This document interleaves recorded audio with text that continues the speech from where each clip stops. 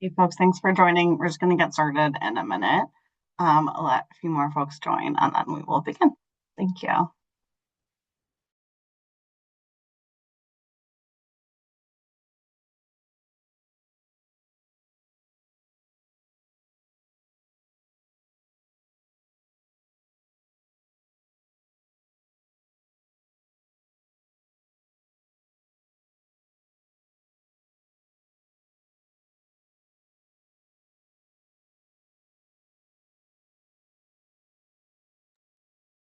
All right, I think we're pretty close to critical mass, so we're going to get started. Just a note, this webinar is being recorded and a recording and FAQ will be posted on the webpage. You can submit general questions through the Zoom Q&A. If you have an organizational specific question, that should be emailed in. We'll talk more about that in a moment. All right. Hello, welcome. This is the informational webinar for the FY27 Social Enterprise Capital Grant Program. I'm Alexandra Pulio, Deputy Director for Community Program. Today, we are going to talk a little bit about this program itself. We're going to talk about the eligibility criteria, the key grant elements and dates, the application highlights, and then we'll have time to go through the Q&A. I also want to introduce my colleague, Alyssa Bacon, who's the program manager for this grant program. As I mentioned, please use the Q&A for questions that you have. We'll address them as time allows and also post aggregated answers on the website. If you have a very specific question about your project or organization, you can email us at dohtdgrants@mass.gov. And a recording will be posted on the Social Enterprise website within a week of this session. All right, so thank you so much for joining us today to talk about this program. This program is designed to support social enterprises that sell goods and services while providing jobs and supportive services to people who face significant barriers to employment. This program makes capital grants on a competitive basis to nonprofits that meet the specific eligibility requirements of the program, and we'll talk a little bit more about that shortly, for the development of eligible facilities for employment social enterprises that target low-income individuals. There's two categories of projects that we fund. Acquisition of a property to be owned by the nonprofit for the social enterprise, and renovation, repair, or rehabilitation of a property already owned by the nonprofit for the social enterprise. And you can also apply for both if that's relevant to your situation in one application. All right, so first up, how does EOED define a social enterprise? This is a very specific definition. I want to make sure that folks are aware that we consider a pretty narrow swath of organizations to be eligible for this program.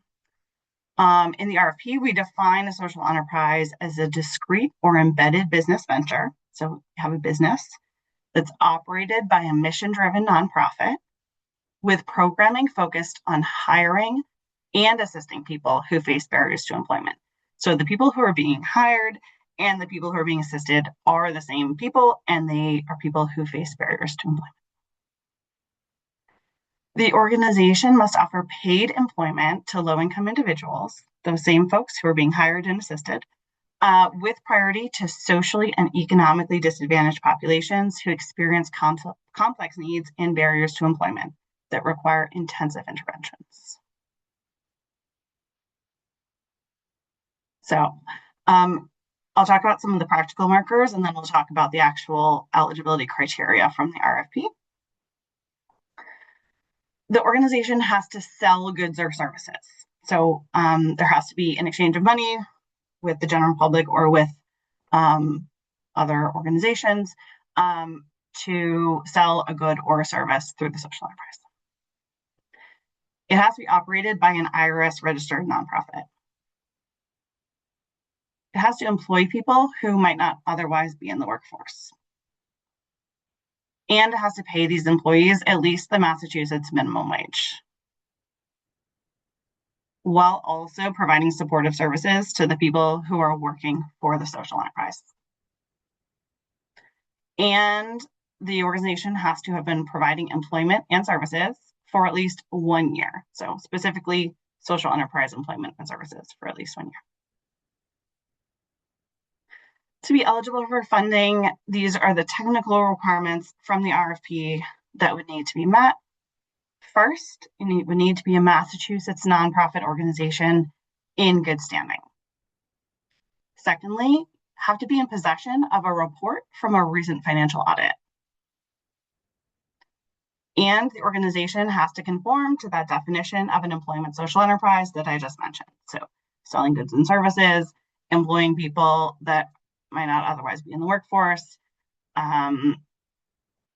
and also providing supportive services to them. The lead applicant has to be successfully operating an employment social enterprise for at least 12 continuous months prior to the time of application.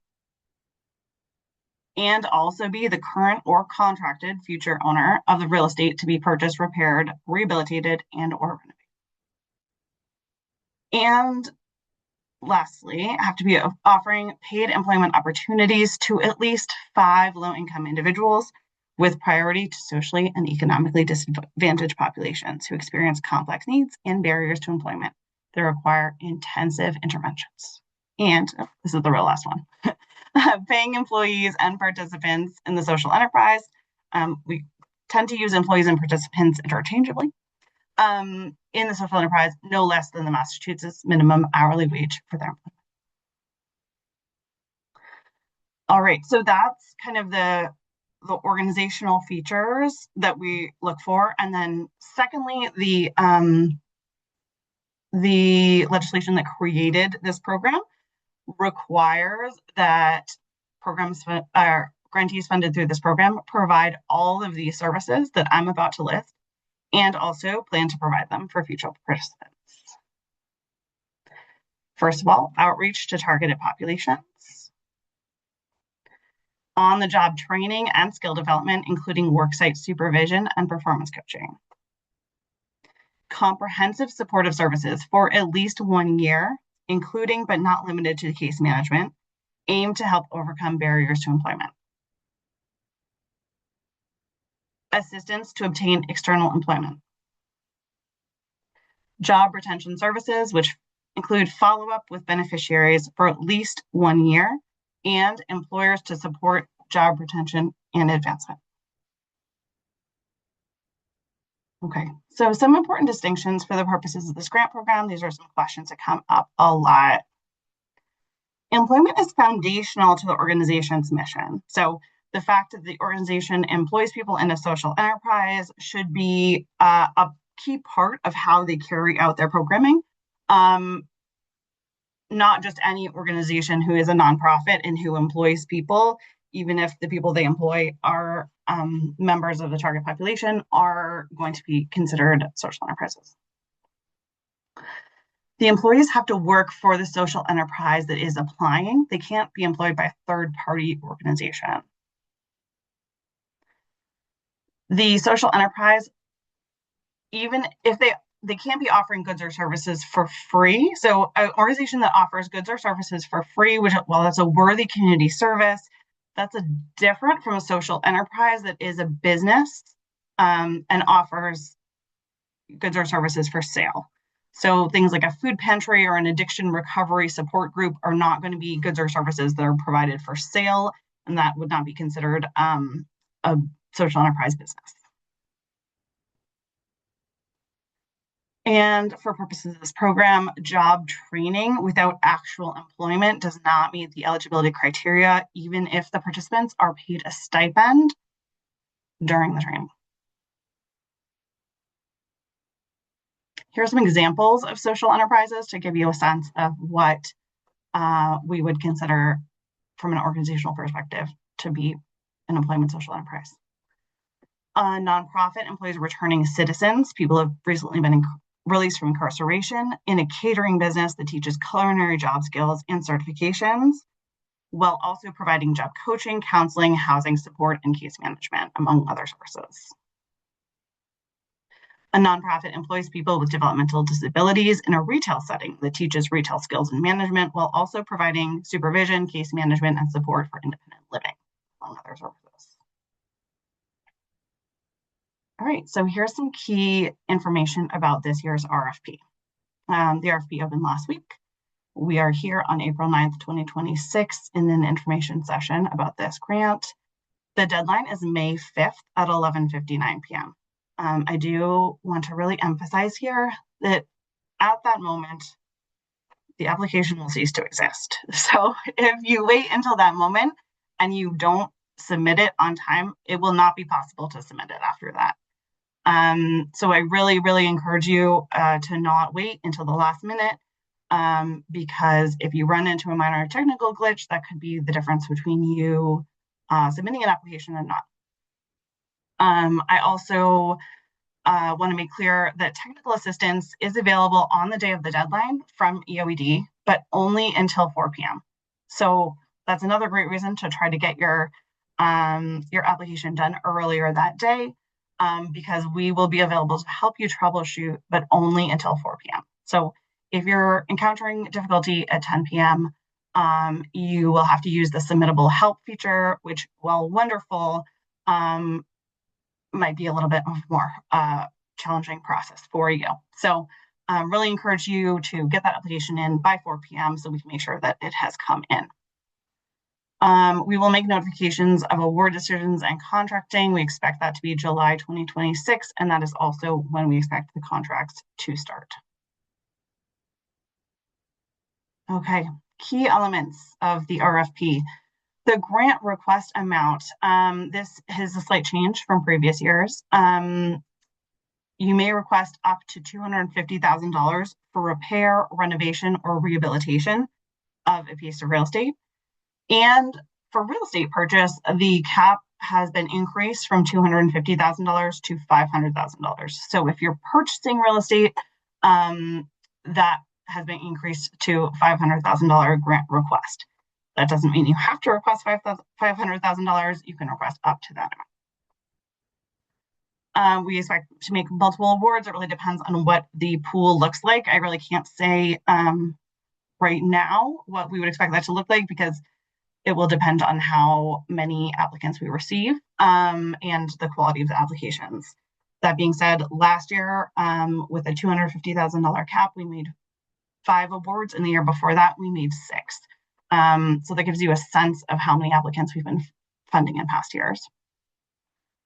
The contract payment is a cost reimbursement grant. So we would expect organizations to pay funds and then be reimbursed by the grant program.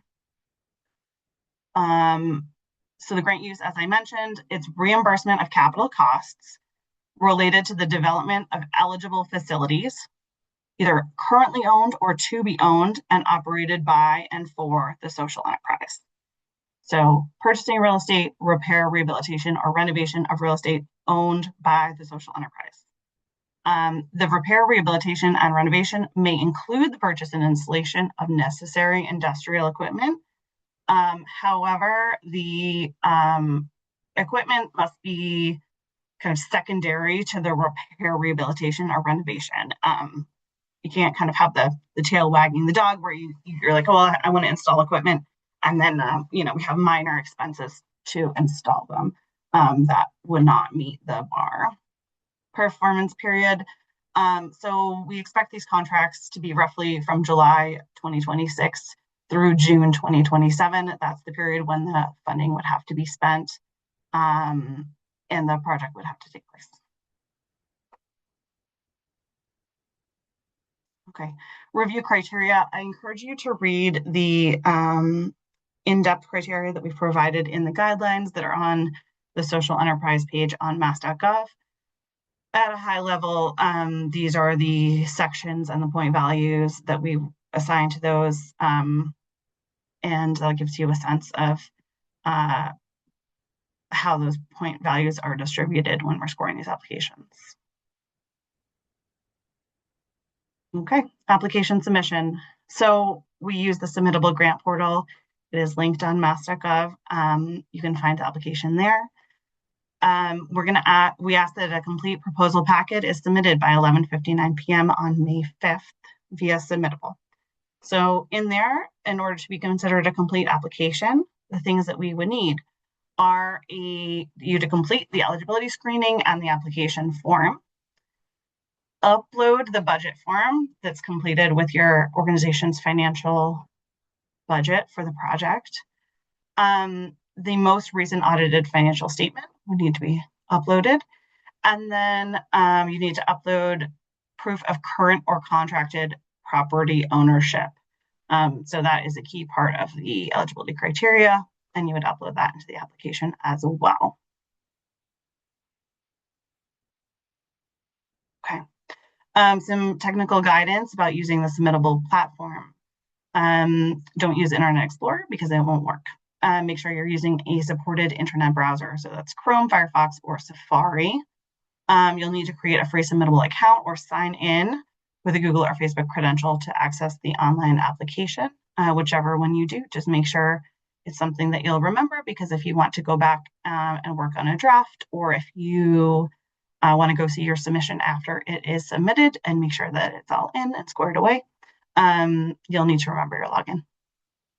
You can save a draft of your work if you want to finish filling it out at a later time. Once you submit your application, you'll receive confirmation by email. Make sure to safe list notification emails from Submittable and check the email you use to sign up regularly. We're going to give you some highlights of the application in this webinar just to make sure that some of the details are noted. The RFP does contain a full copy of the application template. So you can see all the details of the question, but you can also see all of them in Submittable. If you have questions about how to use Submittable, Submittle's technical support is very good. Visit submittable.com/help. All right, when you're working on your application, I really want to reiterate for everyone's internet security that you really shouldn't share your Submittable login with anyone. Having more than one person logged in addition to being a digital security issue, can also prevent you from being able to submit your application. And you're going to want to use the collaboration tool to work with colleagues instead. So when you go into the form on the top right corner here, where you see the green arrow, there's a Manage Collaborators button, and you can use that to invite collaborators to work on the form with you. Then we have the budget form. This budget form does have to be downloaded from mass.gov. It's on the Social Enterprise Capital website. If you go in there, you can download the Excel form. You're going to fill it out with your organization's particular project details and what you're asking for grant funding for. Please be as specific as possible. In the sections that say enter description, you can overwrite that. Please be very clear. Make sure that, if you're talking about construction categories, that you are pretty clear about those, like electrical, site work, like dividing those things up. Because if it's all mashed into one category, it makes it hard for us to assess the work that's being carried out. So here's on the form, you'd upload the budget form. So you're going to fill it out in Excel. You're going to upload it into the application. Okay, FAQs. So there's a lot of questions that we get pretty regularly. We're going to address these, and then we'll move on to the questions from the group here. First up, my organization is a for-profit business that employs many people. Can we apply to this program? This program is only for nonprofit organizations. For-profit businesses would not be eligible. Number 2, our nonprofit is under contract to purchase a piece of real estate for the social enterprise. Can we apply for grant funds to renovate that property? Yes, as long as you're under contract and you can demonstrate that you are under contract, you would be eligible to apply for grant funds to renovate that property. My organization doesn't directly employ people, but we do help local employers, for example, a small business support program. Are we eligible for this program?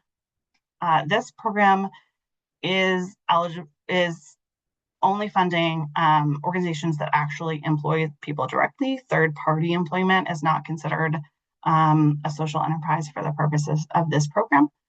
So no, that organization would not be eligible. and my nonprofit leases our space, can we request grant funds for renovations? The answer is generally no. If you are not the owner or the contracted future owner of the property, you would not be eligible for a grant to fund renovations. That being said, if you are one of the few organizations that have, for example, like 100-year lease, we may consider that differently. So you could reach out to us with details of that. But in general, no, a lease would not be eligible. It would have to be contracted ownership or owning it outright already. Okay, great. So I'm going to move on to some of the questions in the Q&A. Please continue to submit those as they come up for you. And I will do my best to respond to them. First up, we have a question that says, we serve and would employ only veterans. Does this make us ineligible? No, it doesn't make you ineligible, but you would have to demonstrate that the folks that you are aiming to serve are low income and high need for this purpose. Like, you need to demonstrate that they are meeting the other criteria of a target population under this program. I also noticed that you're using the word would employ. You need to be currently employing and for the last year. So I just would note that you would not be eligible until you've been operating a social enterprise for a year. Do the paid employment opportunities offered to at least 5 low-income individuals need to be permanent positions at the applicant organization, or does paid employment training count? Employment training does not count, even if it is paid. However, they don't need to be permanent positions per se. Like, you could have a social enterprise where folks are expected to work there for a significant period of time, like at least 1 year, and then rotate out to other employment options. But a paid employment training alone is not enough to be considered an employment social enterprise. Can the facility be renovated in a rental situation not owned by the nonprofit? Yeah, so again, that's the issue of, no, it needs to be owned by the nonprofit, or you need to have an extremely long-term lease. The property must be owned by the nonprofit for the reason that otherwise we're enriching the landlords in the situation. If an organization was awarded the social enterprise grant last year, are they eligible to apply for the grant this year? If yes, can their application be funding to support the same renovation as last time? Yes, you are eligible to apply multiple years in a row. I would just say that we're going to be looking at the deliverables from like your current grant and make sure that you're making the progress that you had anticipated to make on this project. If not, we would want like a pretty clear explanation of why that wasn't achieved. And we probably would still have some questions. So yeah, but you're certainly eligible to apply again. How many grantees do we expect to be awarded? We really don't know, but it depends on the pool of applicants, the size of the requests, things like that. So, but I give you some examples from last year, so you have a sense of what the pool has been like historically.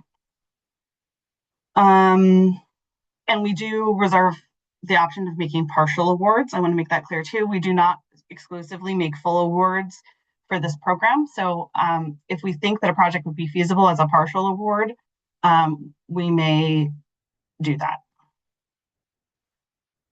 We are currently in process of beginning the renovations to our facility. If we were to receive a grant, would be able to submit costs for renovations done prior to 7/1/2026? No. So this is not a retroactive program. We cannot fund any work that took place before the contract was executed. So it would only be forward-looking for July 2026 and later. That's a great question. Like clarification on the employment requirement, our organization has a mix of W-2 and 1099 contractors supporting our organization or our operations. Would those individuals count towards the requirement of employing at least 5 people, or do these employees need to be specifically tied to a revenue generating social enterprise for the 12 months prior to application? So I think it's really important here to be really specific about the fact that, right, so just general employees in an organization, unless they are part of like an active workforce development program, employed in the place that sells goods or services, that's where we're looking for the social enterprise, right? So we're selling goods and services employed in the social enterprise. So certainly if you're employed in the social enterprise, you're getting those workforce development services. Those, when we try to count those employees, we're looking for, those are also the folks who are receiving case management. Those are the folks who are receiving skill development. Those are the folks who are receiving job coaching in the business that sells goods or services.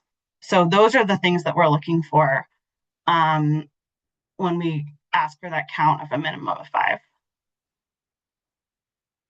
I hope that answered the question, but I think if you have more questions on that, you can ask further in the chat or in the Q&A. Would an early childhood program qualify? If you meet the definitional requirements of a employment social enterprise, absolutely. We don't have restrictions about what type of programs qualify as social enterprises, as long as they meet the general criteria. And an early childhood program certainly sells the service of early education. What is my nonprofit employee differently abled people, but not full-time? I'm sorry, Dennis, if you can rephrase that question, I'm not sure. Maybe the question is just about whether you're allowed to have part-time, if you're allowed to consider your participants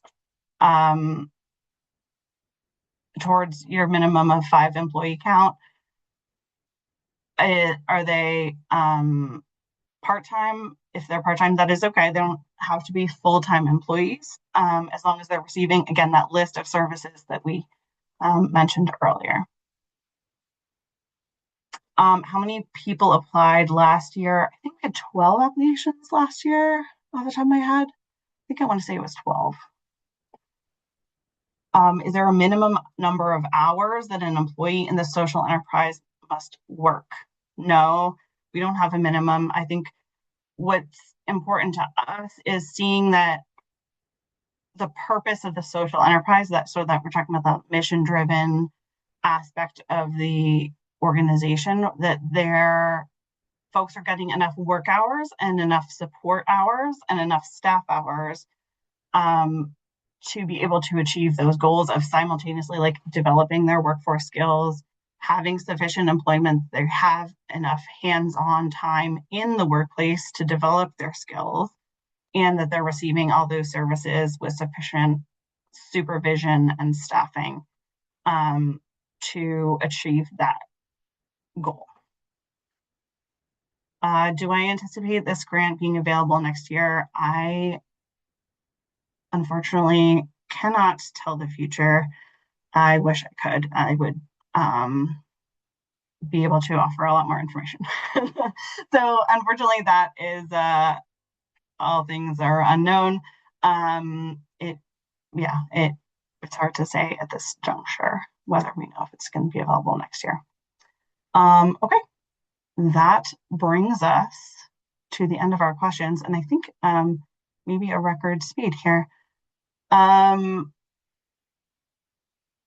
I will give folks another few minutes if you have any other questions to put them in the Q&A.